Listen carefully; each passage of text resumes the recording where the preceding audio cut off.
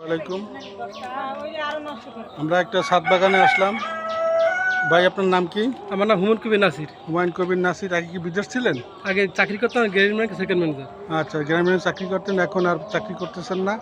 বাড়ির ছাদের উপরেও তিনি ছাদ বাগান করছেন এবং সাথে সাথে হাঁস মুরগির খামার আছে, কবুতরের খামার আছে। এই কাজে সহযোগিতা করতেছেন। ভাবি, আপনার নাম কি? ফেরদৌসী খানম। তিনি তাকে সহযোগিতা করতেছেন সবসময়ের জন্য। ছাদে আমরা মালটা, তারপরে ড্রাগন, তারপরে লতা জাতীয় সবজি, ঝিঙ্গা, দুন্দুল, তারপরে কাকরোল এবং মরিচ, পেয়ারা, তারপরে এটা কি, ওইটা কি কমলা নাকি? হ্যাঁ, কমলা, চায়না কমলা।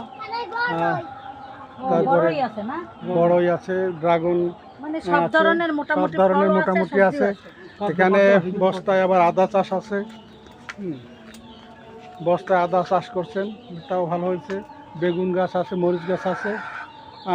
সব মিলিয়ে তিনি একজন কৃষি উদ্যোক্তা এবং একজন সফল খামারি। তিনি গবাদি পশু, ছাগল আছে, ছাগলও পালন করেন।